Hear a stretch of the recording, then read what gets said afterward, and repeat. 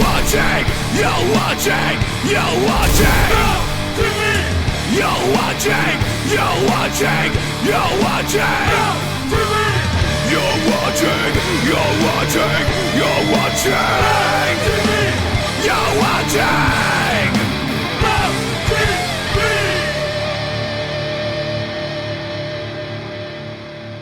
Yo, what's up? It's AJ from Fire from the Gods, and you're watching Loud TV. Wagwan, in us we trust, unite or die. All power to all peoples. Peace.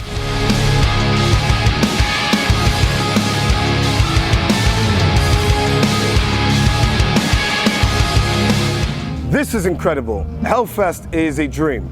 You know, for bands like us, coming from the States, playing the festivals in America, then we did a tour right before COVID with The Who, which sold out shows, and this was all supposed to happen in 2020. And now it's happening in 2022. The anticipation has been incredible. The anticipation has been palpable. You can taste it. And we've wanted to do this for so long. I personally have wanted to play Hellfest for years, and we finally did it. And I have to tell you, man, it was fucking incredible. It was incredible.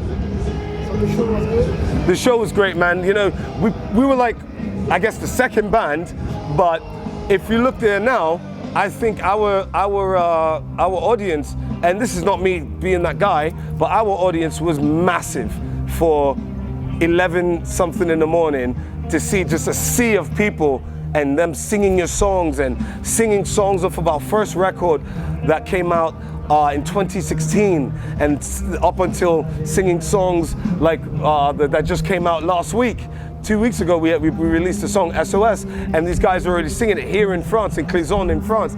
It's an experience, man, but it's good because it shows how we've grown as a band and how people have understood the message, and they understand what this band is about and what the message is about. So thank you, Clisson, thank you, Hellfest. I love it.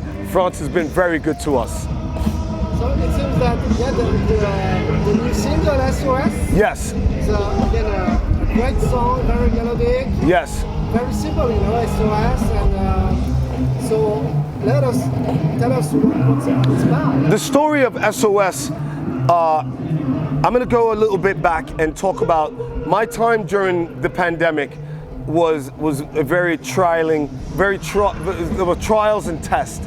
And personally, I was tested, and my life took a turn where I didn't think it would go. And for better or for worse, I had to grow from this.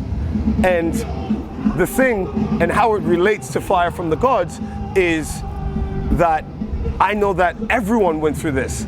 And that's what I wanted people to understand, is that for at least a very brief moment, we were at some shape or another, or some form or another, we were all in the same boat together. So it takes a person to think and say, we have to understand that some people live like this every day. They live where they can't get basic needs. They live where they can't get, you know, the things that we want and desires and the needs. So SOS became part of this story that I was trying to tell, of where my mind was, of where my feeling was. Eddie fucking Mead, man. That's my buddy. But SOS is about the state of the world and the where we are collectively. So to bring it from COVID to now, we are in a state of emergency. We are in a state of where people are constantly looking for someone to save them. But no one's gonna save you. We have to save ourselves. And although the sky is falling down around me, I still have to light a fire. And I hope that the world sees my fire, because I see yours. And you're talking about, you say, my America died? On 9/11, yes. Was it a change? Of course. Very much so. I think if you can't realize, if you don't realize that the world, especially our society in America, has changed, and there has been systematic downfall and just, excuse me, not downfall, but there have been events that have happened in that short span of time in the last 20 years that have been world-changing, life-changing events. And it all happened after 9/11. And I say my America died on 9/11 because the idea of freedom, the idea, it was building to this time. And I think with the way we've behaved and the way we've treated each other and the way the world has changed over the last 20 years, I think 9/11 was a very defining moment. And I witnessed it from roughly 20 or so miles away. I mean, I saw it, probably shorter than that to be fair. I saw it happening and it changed me. And I say my dream, the American dream, is under duress. Is it still a thing? Does it still apply to me? Does it apply to my generation? I don't know. But what I do know is that the sky is falling down around me the way it did to those people in 9/11. That must have felt like the sky was falling when those buildings were going. And that day, Homeland Security, intense surveillance. For one brief second, we were kind of united as a nation, but then came this series of freedoms being changed and the way life looked changed. And I also say 911, what's your emergency? It's red hat, blue shirt insanity.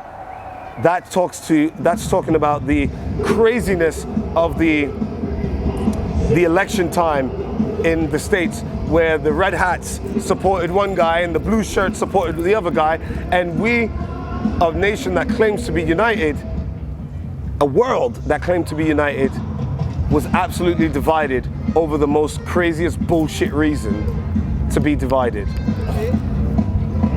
Don't you feel like a UFO in the United States? From my French point of view, USA are kind of good versus bad people, you know, Trump versus other guys, and right. Don't you feel like a kind of Bob Marley at that time, you know? Very much so. I mean, I feel for sure because of my Jamaican heritage and the way I was raised and the political sense I was raised, but I don't think it's a good versus evil. I think it's value versus value.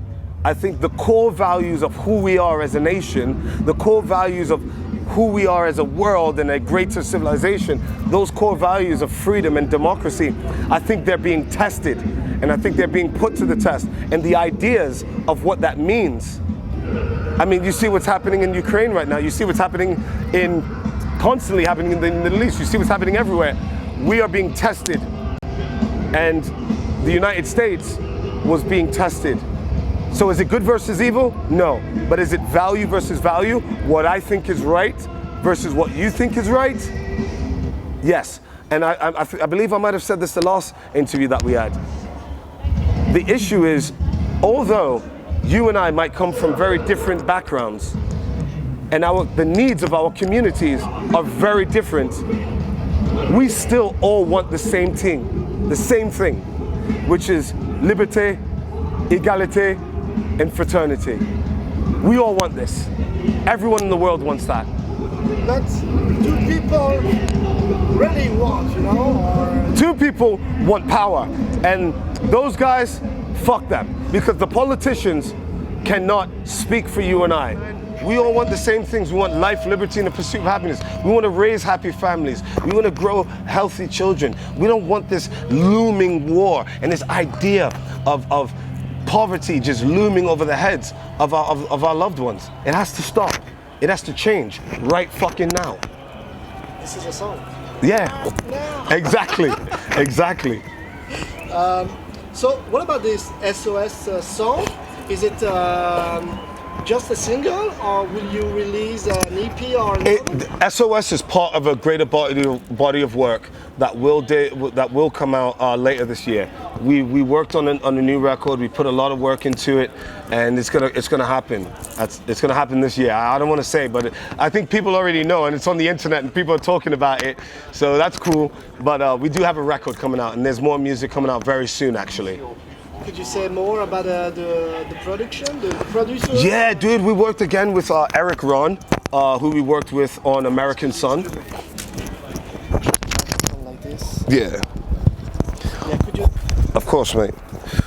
We worked with Eric Ron, who we worked with on American Son, but we worked with some other writers. We did a lot of the writing internally, and I think this record really defines who we are as a band. The sound, it may be a little different, but that's what we're known for, right? We're known for mixing styles. We're known for doing what feels right in our hearts and what feels right at the time. And I think people are going to be surprised, but at the same time, I think people are going to still hear and say, that's Fire from the Gods. And I love that band. And they know what we're about. In what way it's different? It's kind of melodies, or? Yeah, there's a lot of rock in this. Like rock, I guess, modern rock. It's, you know what? I'll put it very simple. This record, I think, is going to be a lot more accessible, and that's what I've wanted. And it's not because I want to appeal to more people. I don't want people I don't want to just sell myself short because I want people to like my band. I just felt right now, this is the time, this is what we wanted to say, and this is how we wanted to say it. And if it's more palpable, that's it. There is Chris from Five Finger tell me yesterday. Chris Kale, that's my guy. He's the Yeah, one man. He told me that you're going to tour together. Yes. And then what's the? That's it, man. Right now, we are going to do some more shows with Five Finger here in Europe. Then we're going to go back home to the States. We're going to do another festival, 2 more festivals, I believe. And then we have a tour with Five Finger and Megadeth and The Who again in the States. So that's going to be very interesting because I'm really excited to be with some friends. And Megadeth, Dave Mustaine has been watching us. You know, he watched us in Germany when we played. He watched us today. He had his phone out. He was taking videos. It's surreal, man. So I think we're connecting the dots from where we left off in 2019, and we're doing that here in 2022. And it's real, man. It's still real. In us we trust. Unite or die. We're still here. Could you believe maybe 20 years ago that you got this such? Because I feel, you know, it's the band is not so old, and no, so you're growing. Yeah, man. Quite faster. Dude, so, I've dreamt of this for years. You know what I'm saying? I've loved heavy music since I was young, and ever since, you know, I saw those things. I saw rock stars and these idols, and like say Dave Mustaine, man, this guy's been around. He's been playing shows for longer than I've been alive, you know. And that guy, that legend, is watching me play. I'm going on tour with that legend. It's mad, and this is another notch in the belt. I want to come back. France has been very good to Fire from the Gods, and we want to be back. What was your legend when you were a kid? Ooh, rock legend. I'm gonna say probably one of the most influential artists on my life was Zach De La Rocha from Rage Against the Machine.